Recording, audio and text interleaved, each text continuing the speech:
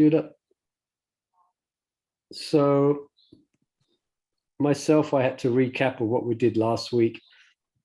And we're discussing the Sankhya of Sankalpa. So Maharaj has introduced now the topic of Sankalpa. And now he's going to analyze that. Yeah. And specifically analyzes it in an interesting way. We're hearing how we make Sankalpas to come to the material world. Yeah. So Sankalpa is a determination. So we chose to come here, okay? We chose to come here. So Maharaj is analyzing that. And the idea here is that by analyzing how we came, we can analyze how to go back. This is the idea. As we came down the step ladder, we analyze the journey down, then it'll help us to analyze the journey up, back to the spiritual world.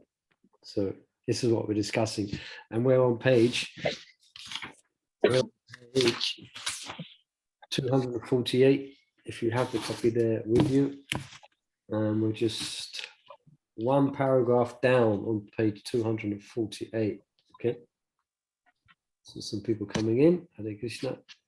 Let's just offer some prayers to Srila Prabhupada to empower us to be able to apply this knowledge in our spiritual life. Nama Om Vishnu Bhattaya Krishna Prasthaya Bhutale Shrimati Bhaktivedanta Swami Namaste Saraswati Devi Bhavani Vichaline Nivasesha Shunyavada Ashtatara Satanine Jai Sri Krishna Chaitanya Prabhu Nityananda Shri Advaita Gadadhar Shiva Sadi Gaura Bhaktivinda Hare Krishna Krishna Krishna Hare Hare Hare Ram Ram Ram Hare Hare. Okay, we have Sahachari Mava's with us, Kuna Mai is with us, Jamavati is with us, Mama Lavanga and Sumiti Priya. Hare Krishna, welcome. And some more might be joining. So, Sahachari, Mava, you have your hand up there first, so you can lead us in.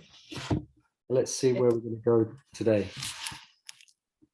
Thank you.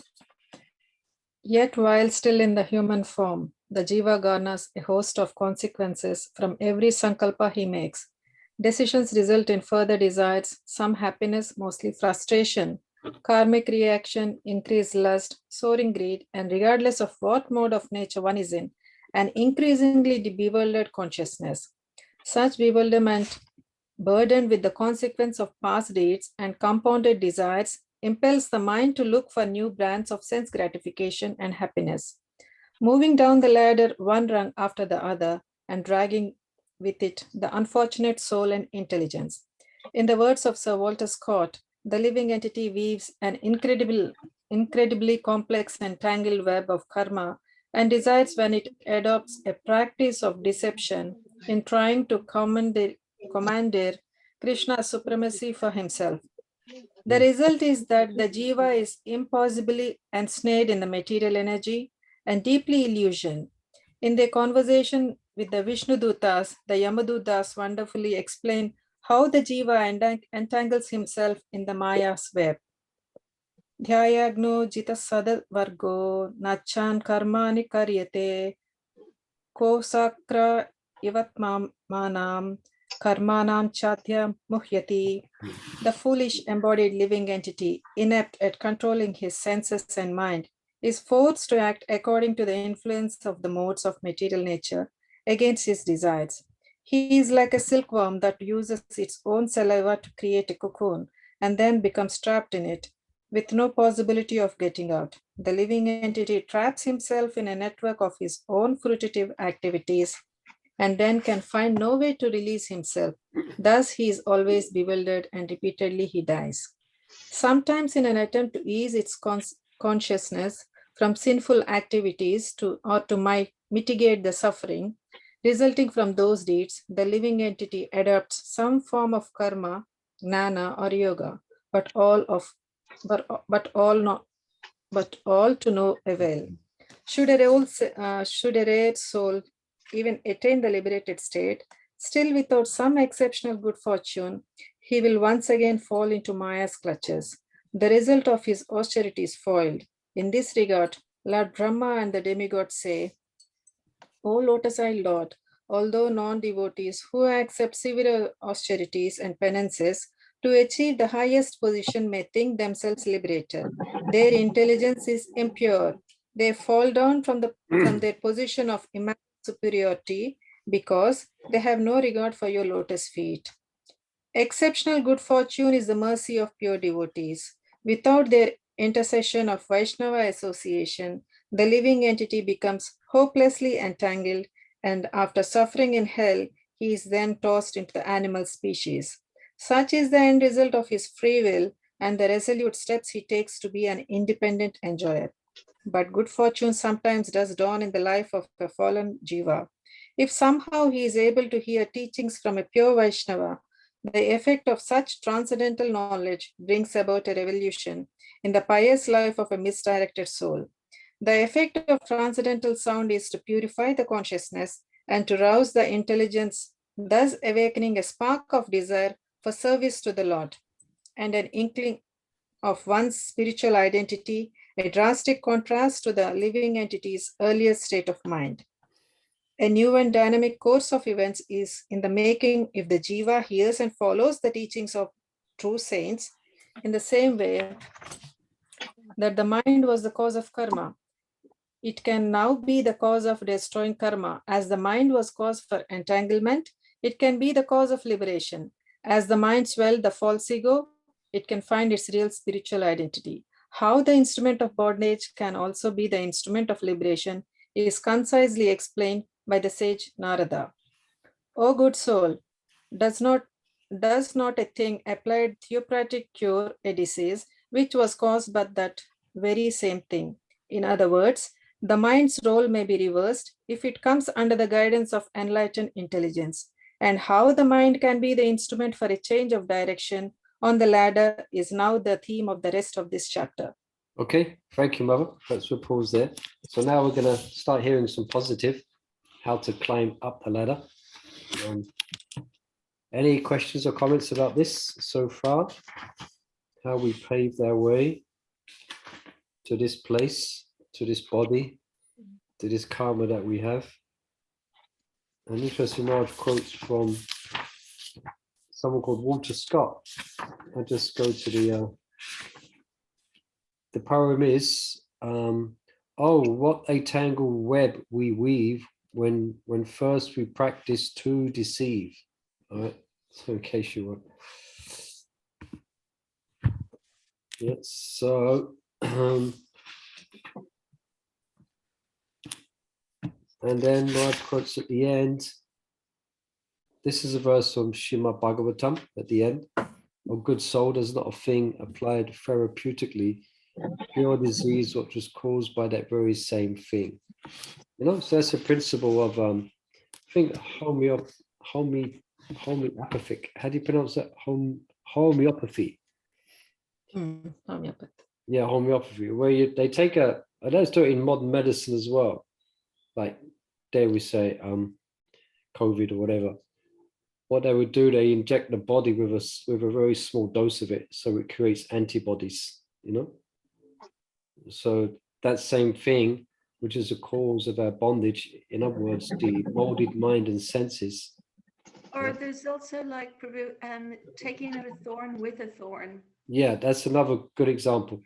Yeah, taking out a thorn with a thorn. So this body can be used, this mind can be used, this subtle body can be used. Yeah.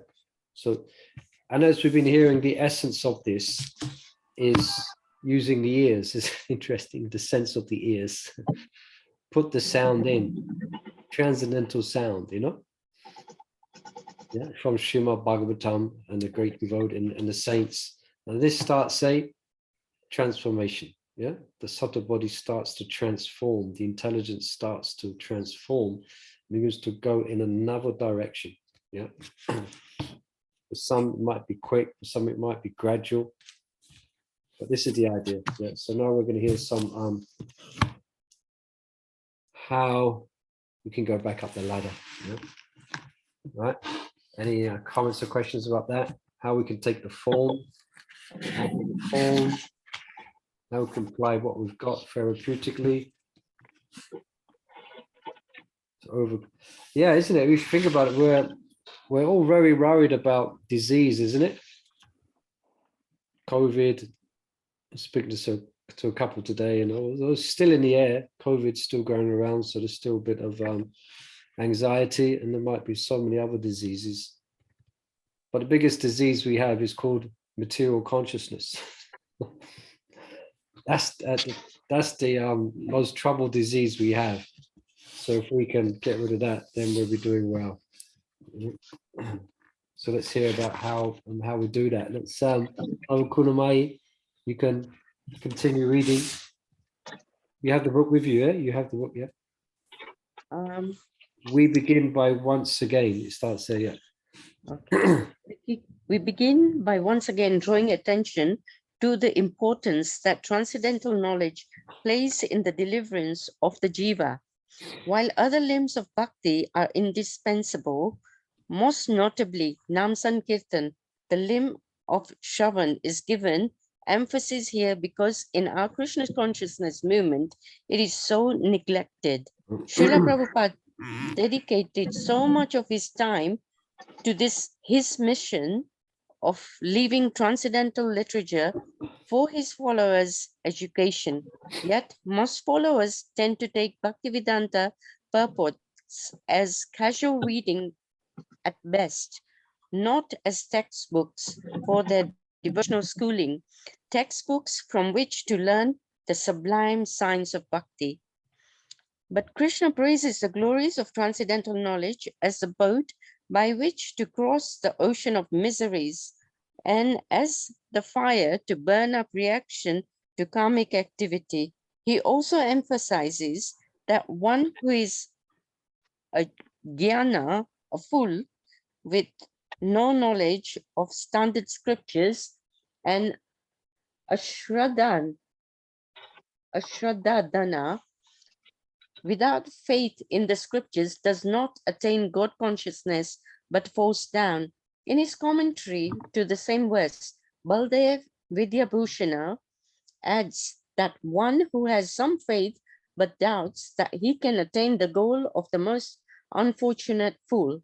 In short, without the benefit of transcendental knowledge, the fledgling aspirant will not be able to take the substantial sankalpas necessary to reach Bhau.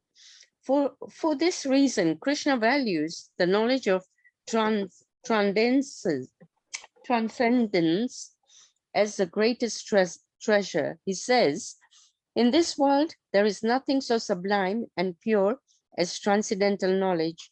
Such knowledge is the mature fruit of all mysticism, and one who has become accomplished in the practice of devotional service enjoys this knowledge within himself in due course of time. One may inquire, what is required to be qualified to receive this transcendental gift? The Lord continues, a faithful man who is dedicated to transcendental knowledge and who subdues his senses is eligible to achieve such knowledge. And having achieved it, he quickly attains the supreme spiritual peace.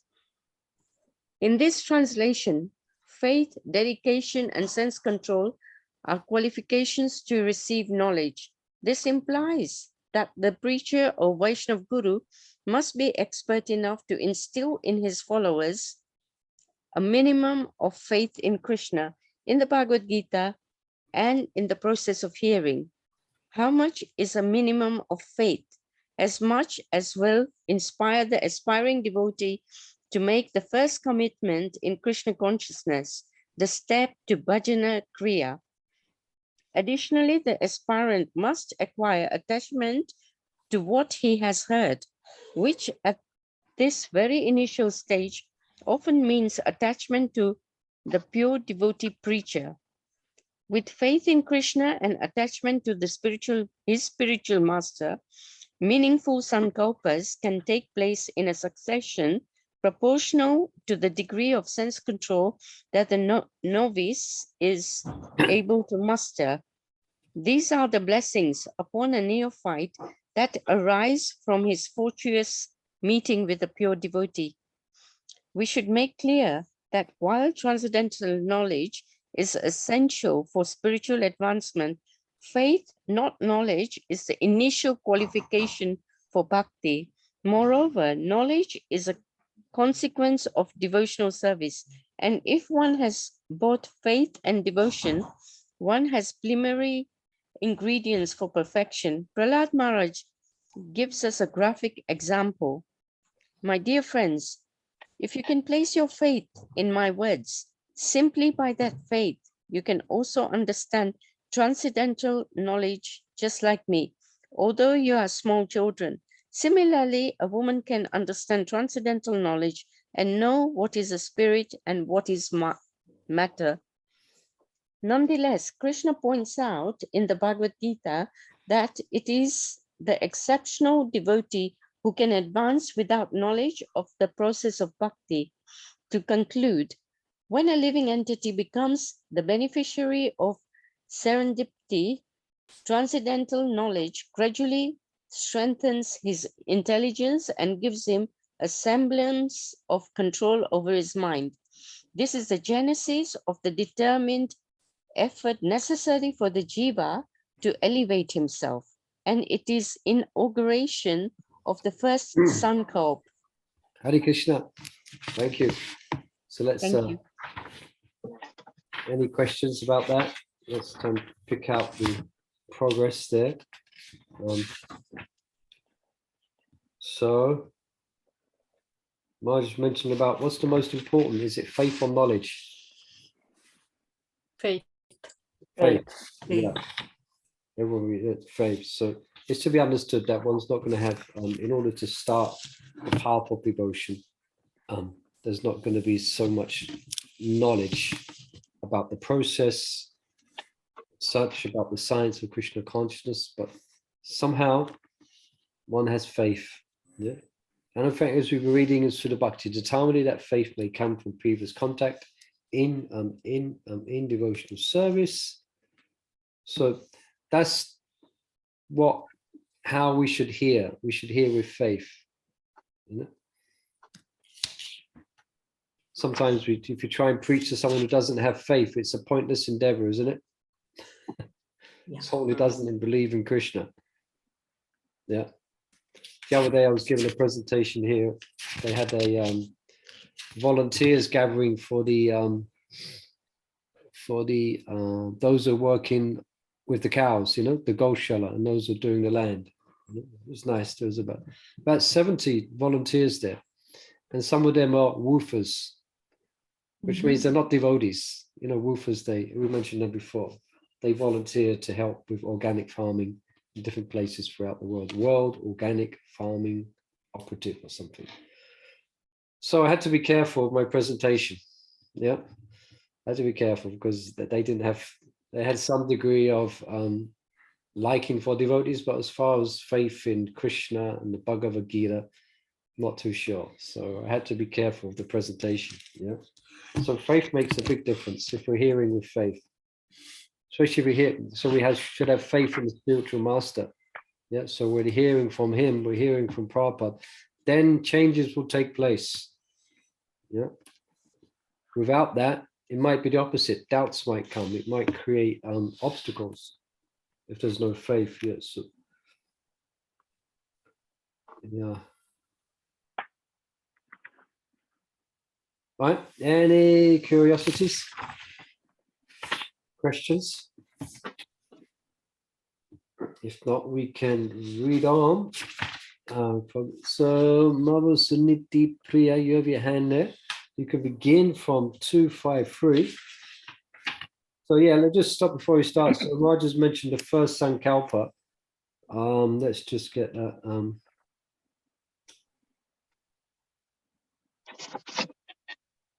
Yeah, someone has made the first commitment to the process of hearing and chanting. You made a determination. Like all of you at some point made a specific determination. Yeah. To chant 16 rounds, and then most of you to get initiated certain sankalpas you made, you know. So that's the point of this presentation. We've got to keep making them all the way to prema. We've got to keep making these determinations, these sankalpas. So the first one is, yeah, we've taken up the process of bhajan kriya. Yeah. Okay, Baba Sunit, you please read. And let us first look, that's where we are, am I right? Yes, correct, yeah. Okay, thank you. Let us first look at the general squeeze of the few progressive spiritual sankalpas and then take a closer look at their commonly shared dynamics. The first sankalpa may be no more than an interest in Vaishnava's function, like Janmashtami course read of the Bhagavad Gita, or chanting Hare Krishna as a part of the meditation fade. As The previously, meditation fad, yeah, like that means like a fashion. Yeah, go on. as previously indicated, this sankalpa must be inquired to a Vaishnava to take effect. Until it does, the candidate's qualification may increase, but his actual upward progress will not. If the intelligence is not sufficiently empowered, the mind may display fleeting interest in the divine, but due to its deeply entrenched search, Yeah, that means like really deep, dug deep down, you know, entrenched.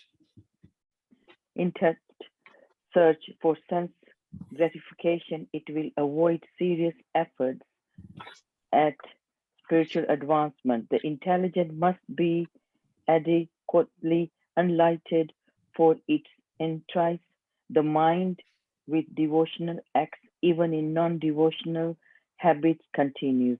The whole idea is somehow awaken the mind to desire for bhakti.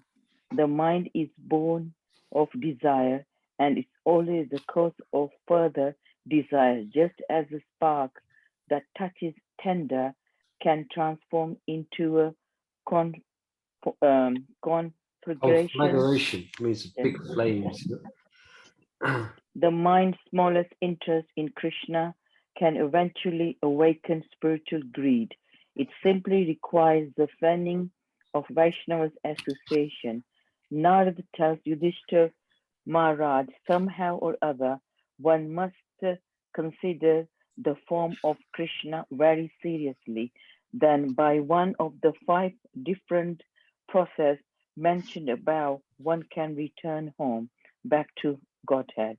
Atheists, like King Vina, however, being unable to think of Krishna's form is any of these 5 ways cannot attain salvation. Therefore, one must somehow think of Krishna whether in a friendly way or immediately. Okay, let's just pause there. Perhaps I think we'll take, because this is quite detailed. You can continue reading in a minute, obviously. Let's just look at what we read there. Thank you. So there's some shared, I mean, every devotee is going to make different sankalpas at different points in the spiritual life, but there, Maharaj mentioned there's a people still coming in. 1 second. People, there's still have some, he mentions the shared dynamics. So the first one's interesting. One might be interested in Janmashtami. Some of you might have done that. He was interested in coming to the Bhaktivedanta Mana, to Janmashtami, you know, and a casual read of Bhagavad Gita or chanting, but there's no particular determination to actually take up spiritual life. Yeah. But it must, now that qualification has to increase. Yeah. No. Intelligence not sufficiently empowered, the mind. Yeah. So, and we can see that we may have experienced that. We may have done those things, attended a Janmashtami or read casually Bhagavad Gita, but still, we're anchored in what Maharaj called what the word in a deeply anchored in sense gratification. So we don't give up sense gratification and we don't desire to. So there's these two things going on, you know. So then we have to keep on hearing. We have to entice the mind towards devotional acts, you know, even if the non-devotional habits continue. Yeah. Smoking, maybe smoking. Probably we have to go through that. I have a question here. Yes, well, let's be short. Yeah. I was saying it says that you have to have so much faith, so much shraddha to be able to progress. But I know some devotees, they've had so much faith, so much, determination, yet they've had to have, they have 2 or 3 gurus. They go to a guru and that falls down. Go to another one, he falls down. Three gurus are quite a few people have got 2 or 3 gurus. Yeah. So how do they manage the Shraddha side of it? But they're still in ISKCON. Yeah. So you've given a good example, actually. I mean, there's devotees who have been through one guru and they've left just on that basis. Yeah. 2 gurus, they've left. 3 gurus, that's it. That's the last straw and I'm out. But they're still in ISKCON. Yeah. After 3 gurus falling down, they're still in ISKCON. So like, what does that indicate then? That means their faith is strong. But no, it said that we have to have complete faith in the guru. But when there is... Oh, I see. I see your point. Yeah. Yeah. I think we do have to have complete faith in the guru. Yeah.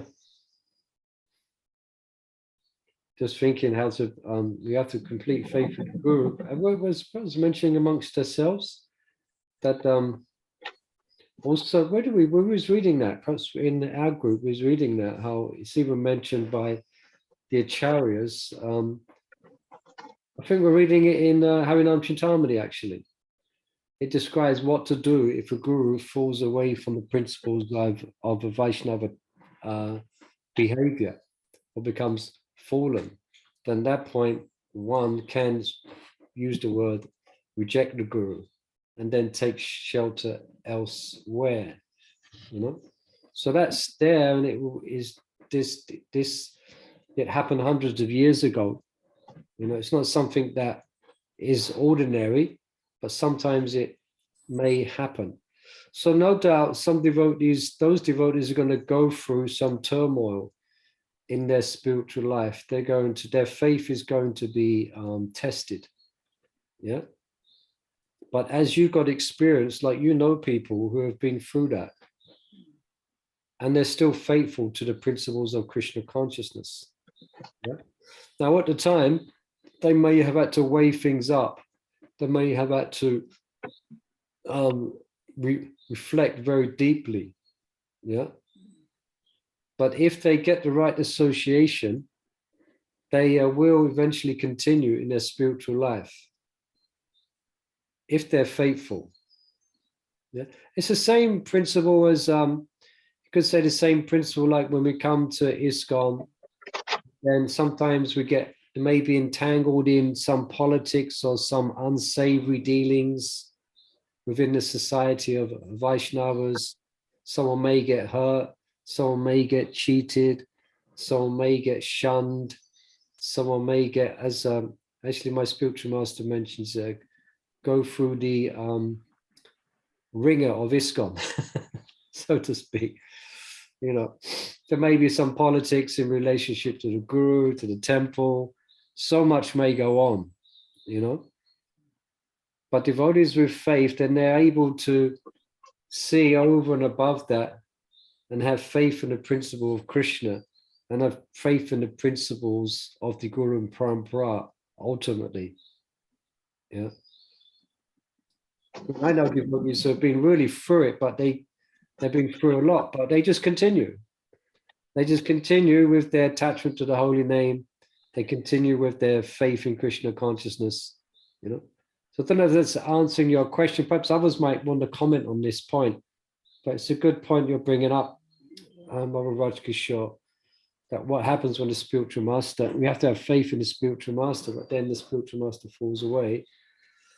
So that's ultimately why we have to have faith in the founder Acharya, Srila Prabhupada, yeah, have faith in Bhagavad Gita, have faith in Krishna, you know, and we accept the spiritual master, and we should have complete faith in him. I think I gave the example of, I shared Jani Taipu's example, isn't it? Where when you get on the plane, according to statistics, it's going to be very rare that the plane's going to crash, hopefully. But still, about one in every, I don't know, hundreds of thousands of planes that they might crash, you know. But still, you go and get on the plane, and they go through the emergency procedures if the plane's going to crash. So you become acquainted with it, you know. So therefore, it's good to be acquainted. Yeah. And anyone else on that?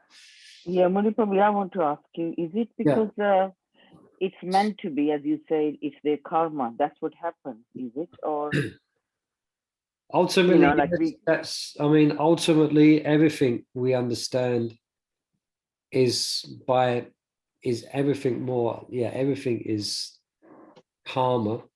So that's kind of something we may fall back on, something someone may have to accept. Yeah. I know there's one Mataji Mother Devaki. I'm not our Devaki, local to London. I mentioned her the before. one, Devaki, the disciple yeah. of Niranjana Swami. She teaches about Varnashram Dham. And she was first initiated by, I forget who, Bhagavan or someone.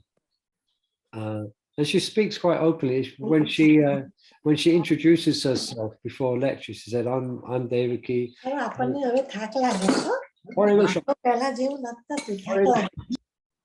Okay. And she introduced, she says, I'm Mother Devaki. I joined the movement in so-and-so with my husband. Then my husband left me and so, yeah. Then my guru fell down in this year. You know, she's quite straightforward.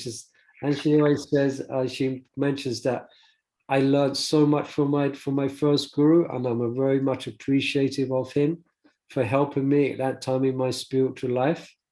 You know, I've got nothing against him. It's unfortunate what happened, but he happened to be my first guru, and now I've taken shelter of Niranjana Swami. And she just simply introduces herself like that, you know. So she hasn't batted an eyelid. She hasn't flinched. You know, such deep faith. The experience she's had in Krishna consciousness, her faith is so deep. No doubt she probably, you know, it might have flinched when the guru fell down. I don't know, but the way you can tell, it hasn't affected her. She's not bitter. She's not carrying any grief. It's gone this, it's gone that. Guru's this, that. She's not. She's completely clear of all that. You know why? Faith. Yeah, faith is a very deep thing. As Jesus said, faith can move mountains. You know. Yeah, like these devotees in Ukraine. You know, Krishna's the supreme controller. Oh my God, what's going on in their lives? You know. Definitely, yeah. Yes, but there's many stories coming out where they're actually really more appreciating Krishna now than ever before. You know. So faith is very sublime thing, it's a very deep thing. Yeah. But there's some points to meditate upon. Good point, Mother Suniti Priya, bringing up about karma. Ultimately, we actually fall back on that. So faith. I think, yeah, the faith, as you're saying, it's really, I mean, we do have a faith, I think, like, as you say, but I think I don't know, you need more to be determined for faithness, that, because I read so many quotes from Bhakti Churu Maharaj. He just said, you just got to depend on Krishna. That's it, you know? So many quotes he says. And for my example, I think I do, but I think I would love to be more the way he describes that we need to be, you know, like in India, it's Drid Vishwas is 100%. We have to have a faith in him, and that's it. Nothing else matters. Yeah. I mean, faith is not something that's static.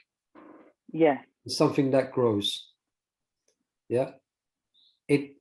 So it grows in proportion to our advancement, and also actually faith causes our advancement. So the faith we have at 5 years is going to be at a certain level.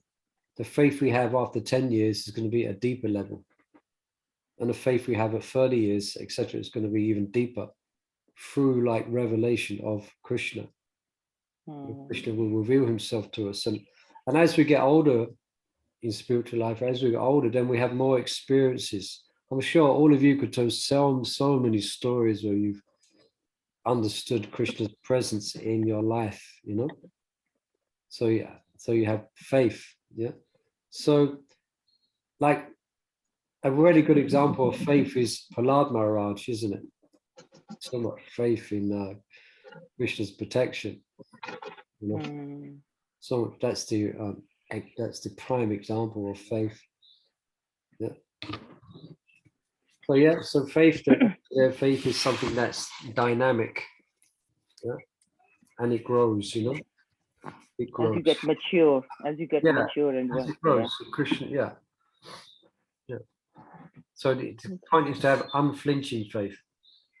It's like it's mentioned Bhagavad Gita 9th chapter, Raja Vajagoyam. I think it's second verse, and the third verse is Shadadada Purusha. So it mentions about transcendental knowledge, the most secret of all secrets, the most sublime knowledge, the purest knowledge. It gives revelation of the soul.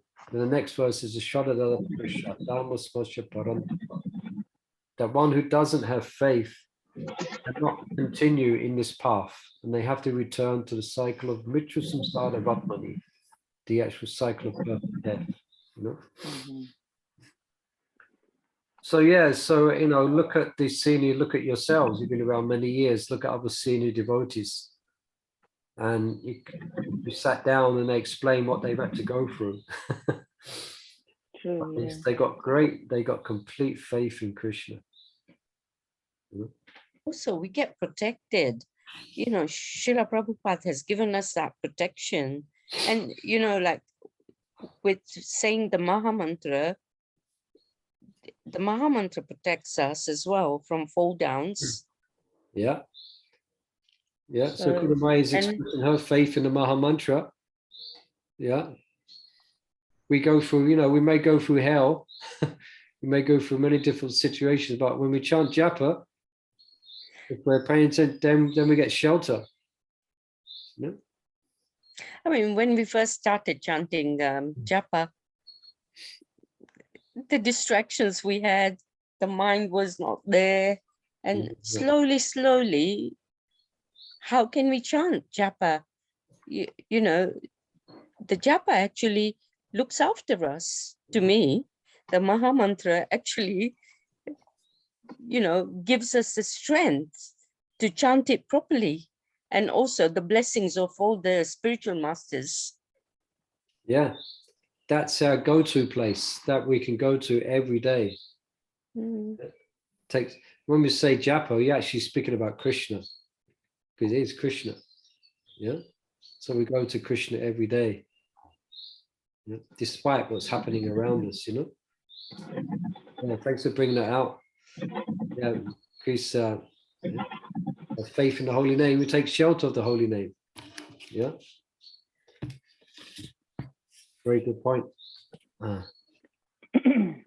Is that Sahachari Mother? You have your, oh, that's hand up for reading, is it? Yeah. Okay, I can read if you want. No, I'm just saying, is that a question? You've got your hand up. No. Okay, no problem. Okay, I thought just pause. They can continue reading Sunita if you want. Okay, we're on thank you. page 254. A good point about faith there. Good question, Mother Raj Kishore. Yeah, so established that faith is very important. Thoughts and reflection give the rise to desire, while desire results in acceptance and rejection, meaning Sankalpa is the way that Maya tempts the jiva to enjoy through her covering and throwing potency, thereby creating further desire for enjoyment. So Vaishnavas must now tempt the illusioned jiva to take up the bhakti yoga by their transcendental tactics, thereby creating further desire for it. Okay, perhaps we Granted, just pause there a minute. So, speaking about a little about preaching here, how to attract people to Krishna consciousness. So, Mars mentioned many transcendental tactics in order to entice people to have faith in the principles of Krishna consciousness. Yeah, you know, I thought that was in transcendental tactics. Yeah. Okay, continue, Mother. Sorry for stopping. yeah. Granted, greed for Krishna does not awaken us quickly as greed for Maya. No. Descending a ladder is a swifter process that ascends in the same way that it is easier to start forest fire than extinguish one. Yet, to the degree that desire is purified, to the degree the sense can act Krishna consciousness, thereby fruiting the aspired desire by offering him a higher taste through the experience of devotional acts. There is, however, one great essence of the mind, believes it is or not, and the asset is that the born of mode of goodness, and so it, like the soul, has constitution, inclination for spiritual life and for Krishna's service. The idea, therefore, of transferring desire to please Krishna is not one that is aligned to the mind. Alien to the mind. Alien to the mind. For this reason, sadhana bhakti is particularly about conceiving the mind to give up the bad habits it has acquired, is sojourn down the ladder of material enjoyment. Okay, perhaps we'll just pause there a little bit. So yeah, so good news. The constitutional position of the mind is to be engaged in thoughts of Krishna. Yeah. And that's where we're going to find peace and happiness. Now, I think I mentions I think it mentions about the false ego next. But often there's a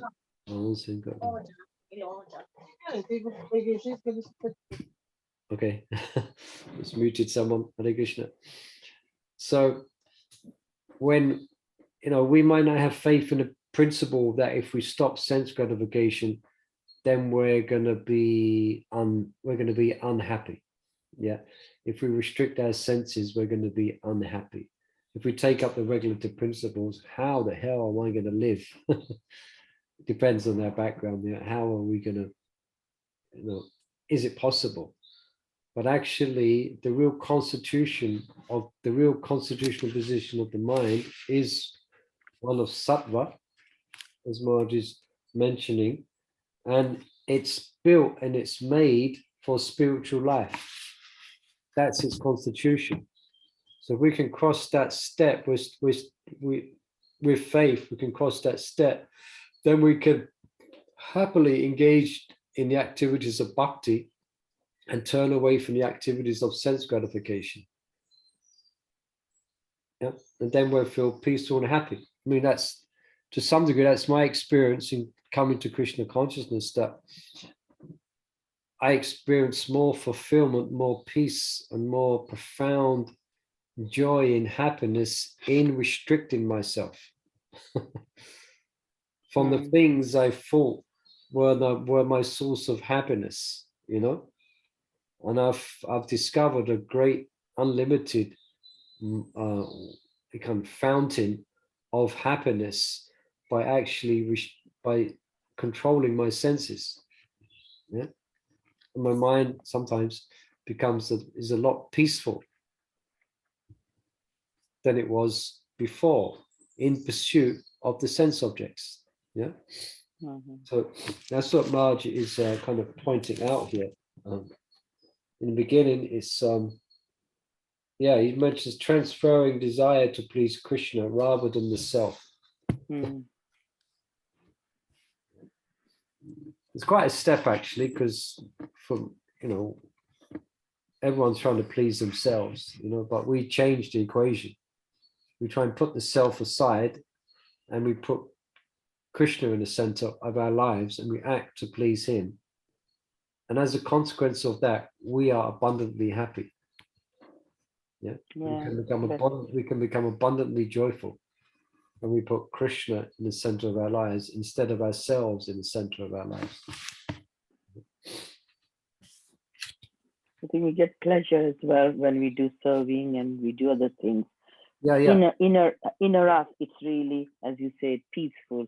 We feel very happy doing all the service, reading and chanting, associating with all the devotees, and you can see that's happiness for us, really. Yeah.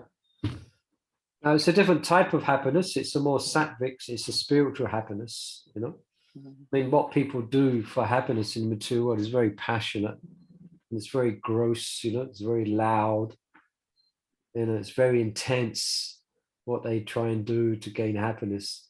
For us, it's different. It's sattva.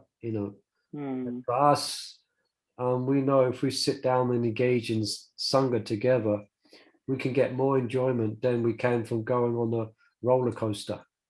Yeah. But you try and convince someone that, no, no need to go on, no need to do that, no need to take these drugs. You just sit down and read this book. Oh. And I think people know that. And some people are a little bit intelligent. They actually know. And sometimes they regret they can't do what they know is going to actually be best for them.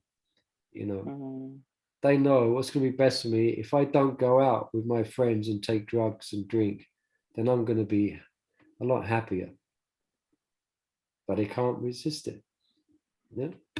You see that? So true. Yeah. So our life is a bit different. It's one of sattva. We might not be going clubbing. We may not be going out to just stay out of restaurants and things like that and dancing, boogieing away at some place. We're rather stay in and chant Hare Krishna. Let me listen to a lecture of Prabhupada. Let me read Krishna book. Yeah. Or let me go to, if you want, let me go to, like at the moment in America, in Utah, there's a big gathering of Vaishnavas, isn't it? Let me go to Kirtan Mela, like that. Anyway, let's read on perhaps a little bit about false ego. Perhaps no hands for reading, so perhaps I'll have a little go. If anyone likes to read, you can put your hand up. As the false ego contacts an alternate identity as spirit soul, servant of Krishna, the mind and intelligence also acquire an alternate bearing, and so awaken to a determination for spiritual advancement. However, while material desires remain strong, the power of Sankalpas will be weak. So you could say this is the stage of unsteady devotional service Maharaj is speaking about here. Yeah, definitely. Yeah. So there is an inverse relationship between material desire and spiritual determination. So inverse means going backwards. And he says as a summary, the greater material desires, the weaker the determination. The weaker material desires, the stronger the determination. Okay. Well done. Yeah. Spot on. Yeah. So,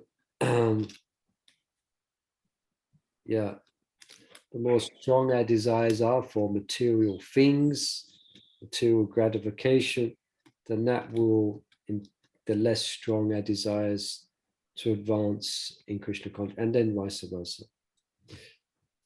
And so it is until ruchi. What's ruchi? What's the translation for that?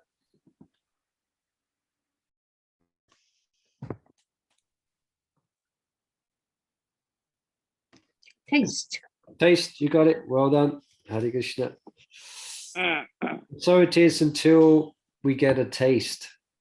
Is something we're actually getting the taste. Param drishta navatati is attained. Up to nishta, the intelligence obliges the mind to adhere to the regulative principles of Vaidhi Bhakti. So we may have a taste. What's that verse? Param drishta navatati. The desire for sense objects remains, but by ceasing such engagements, by experiencing a higher taste, one is situated in knowledge. Yeah. So the intelligence obliges the mind to adhere to regulative principles. That's called Vaidhi Bhakti. Yeah.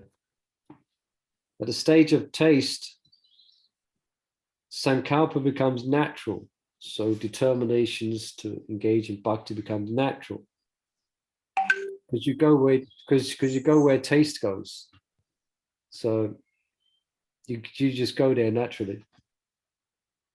And becomes natural, and attachment, it becomes greed, an overpowering urge that will be expressed in longings, known as lala sha mayi. That's quite an advanced stage of bhakti. This is like the prayers of Northam Das Thakur, Bhaktivinoda Thakur, where they're longing for devotional perfections. They're longing to fan Radha Krishna, to offer them betel to massage their feet, you know, that lala sha mayi. Yeah. That's what it means, does it? Yeah, Longing lala sha known as mayi means one's desiring a perfectional, to be situated in the perfection in the perfectional stage of service to the divine couple. Okay, thank you. So that comes not as maybe the stage where one may have one has a intuitive understanding of their relationship with Krishna, but they're unable to act in that relationship at that stage. Yeah. So they lala sha mayi, they long for that. Yeah. Okay, that's nice. Yeah, such an overpowering desire for spiritual perfection is beautifully articulated by Kunti Devi. Yeah. Let me just read the translation. O Lord of Madhu, as the Ganges forever flows to the sea without hindrance, let my attraction be constantly drawn unto you without being diverted to anyone else. That's lovely. Let us get a return to our inquiring soul who has made the first contact with bhakti. So back to Marge mentioned earlier, contact by reading Bhagavad Gita, attending Janmashtami. The effect of reading Bhagavad Gita or hearing the holy name will strengthen faith to the extent that Jiva accepts that his real identity is a servant of Krishna. Yeah. So have to accept that basic principle. In his introduction to Bhagavad Gita as it is, Srila Prabhupada extends a helping hand to the fallen by proposing that the basis of an initial Sankalpa, say reading the Bhagavad Gita, may be simply theoretical commitment to the content of the book. Yeah, I can read that now. Prabhupada, well, let me just read it. So according to the statements of Bhagavad Gita or the statements of Arjuna, the person who is trying to understand Bhagavad Gita should at least accept theoretically. Yeah, at least for this time while I'm reading this book, I have to understand Krishna's God. Then it's going to fit together. If you don't have faith, it's not going to make sense. If you don't have that theoretical, we don't know, faith is the wrong word. But at least say an atheist is reading Bhagavad Gita, then Prabhupada is saying at least theoretically accept Krishna as the supreme. Then it's going to make sense what he's saying. Yeah. We should at least theoretically accept Krishna as the supreme personality of Godhead. And with that submissive spirit, we can understand Bhagavad Gita. Yeah. Let's check where we are. Let's just read this last section here. Starting with even such a theoretical commitment, the power of bhakti is such that the sincere seeker comes to the second sankalpa. Okay, so bhakti is very powerful. Even if you have that little bit, you just theoretically accept. Then the second sankalpa has been mentioned, in which devotional service appears like a reality of choice. Now you're contemplating it seriously. Such an aspirant may not be up to the vows of initiation, but ongoing association will ensure that such a third commitment does take place in time. And with each of these sankalpas, the spiritual aspect of the subtle body increases and the material aspect decreases. So becoming spiritualized. Yeah. Of course, yeah, all sadhakas will attest to the ongoing tug of war between the ideal ego and the false ego. Anyone can relate to that? Tug of war? Again, spiritual desires and material desires, thoughts of Krishna, and the tenacity of the material mind. The call of the flute and the shackles of unwanted habits. That's nice, isn't it? Krishna is calling us with his flute, but material desires is calling it. I don't know if they can't use the word flute, like shackles. Yeah. But Krishna's there, he's playing his flute and he's constantly calling us, come, come, come, come. But a shackle, bondage, trying to take us the other way. Added to this is the feeling that the effort to climb each successive rung of the ladder seems increasingly more exacting than climbing the previous one. Yeah. So yes, and it is understandably so. Just as a student's higher levels of education demand a corresponding caliber of knowledge and guidance, similarly, a devotee's progressive advancement demands correspondingly more elevated knowledge and mature association. Unfortunately, this is a point that devotees sometimes do not understand, and so they practice the same basic sadhana with the anticipation of attaining progressively higher and higher levels of devotion. They think that a minimum practice is sufficient for the paramount attainment. It is not. Wow. Right. Very nice, excellent. Yeah. Any questions on that? That's a kind of an underlying theme of you could say Shivaram Swami in his Sudha Bhaktisiddhanta, and here's Sankalpa Kaumudi. Yeah. What we're as sadhana or a meditation now should be different in 10, 20, 30, 35, 40, 45 years. Yeah. We did the practice becomes more of